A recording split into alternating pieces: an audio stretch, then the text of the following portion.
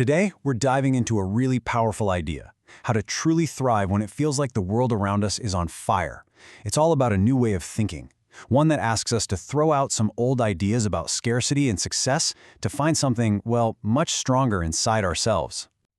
So, let's just start with a huge question.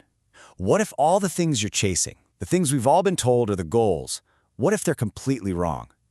What if the constant hustle is actually leading us away from what we really want? That's the big idea we're going to unpack right now. All right, so here's the plan. First, we'll talk about the big problem, this idea of scarcity. Then, we're going to totally bust the myth of balance. After that, we'll get into the good stuff, finding your center, and I'll even give you a practical framework to make it happen. We'll look at real-world examples, and finally, wrap it all up with the ultimate goal, the journey to peace. Okay, first things first. We have to really get to the bottom of the problem we're all dealing with, whether we realize it or not. It's this feeling, deep down, that there's just never enough.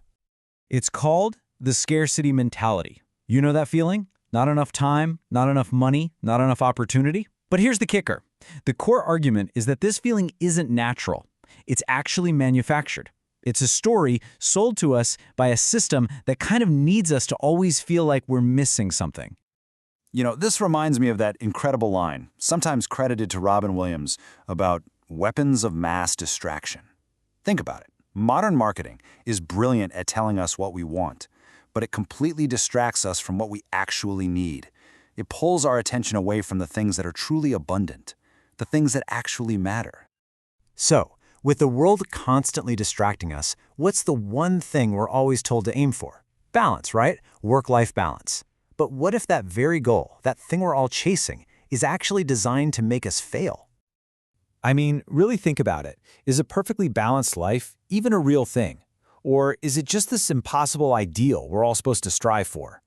We're trying to balance work, family, health, social stuff, but is that even the right way to think about it? And here's the fatal flaw in the whole idea. Picture a scale. You can put an equal amount of weight on both sides, right? And technically, it's balanced. But if the scale itself isn't strong enough to hold the total weight you've piled on, the whole thing just crumbles and collapses. Balance means nothing if you're under too much pressure. So if balance is this fragile idea that's doomed to fail, what do we do instead? Well, the answer isn't about finding some perfect external equilibrium. It's about building an incredibly strong internal foundation. And this is the key difference right here. Balance is all external, it's theoretical, and like we just saw, it's super fragile. Your center, on the other hand, that's internal. That's something you experience and build. The goal isn't to perfectly balance all the stress away, it's to build the inner strength to handle it no matter what.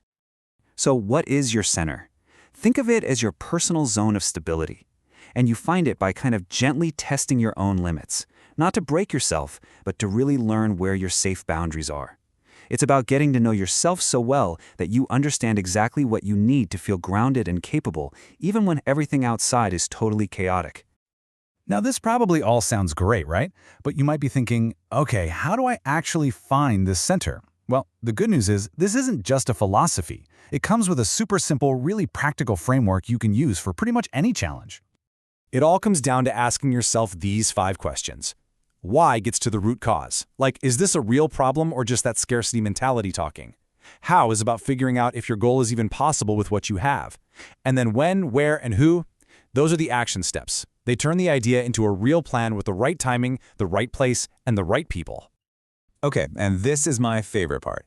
This is where it all stops being theory and becomes real. This isn't just some nice idea. People are actually out there putting it into practice, and the results are kind of mind-blowing.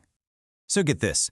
At a learning center in Israel, where they're actually living these ideas, they've shown that one person's entire monthly budget for all their food and nutrition can be as low as $300. How? By doing things like community gardening, being super mindful about consumption, and basically eliminating waste. And wait, it gets even crazier. Their total monthly living expenses, we're talking room, board, everything, can be around $800. And this is not about suffering or depriving yourself. It's proof that when a whole community decides to focus on what they truly need instead of what they're told to want, a simple, affordable, and really rich life is totally possible. And these ideas are being tested all over through some really cool programs. There's Fayetteville, which is all about building these intentional, cooperative communities. There's the Israel Learning Center, which is that amazing proof of concept we just talked about. And then there's the Miracle Bar Challenge, which is an initiative trying to create a super affordable, nutritionally complete food source. And this quote just nails a huge part of this philosophy. A real community isn't just about sharing a zip code with a bunch of strangers. Frankly, that can feel more like a prison. A real community is a group of people who choose to be together, who share an intention, and who actively work to help each other succeed. So, as you can see, this whole journey, finding your center, building real community, it's not just about saving money or living simpler. It's all leading to something much, much bigger. The ultimate goal here is true peace. And peace isn't an accident. It doesn't just show up. It's the end result of a very deliberate process. It all starts with hope. And once you have hope, you can have compassion. And compassion makes forgiveness possible. Forgiveness is what builds trust. And it's only when you have that real trust that you can finally, truly find peace. First inside yourself, and then with the world around you. So let's end with this. It's such a powerful way to reframe things. The only real difference between the word impossible and possible is just how you look at it. Impossible can be read as, I am possible. It's just a final reminder that the life you want, the peace you're looking for, it's all achievable once you redefine the goal and find that resilient center. So, my question for you is, what do you now think is possible?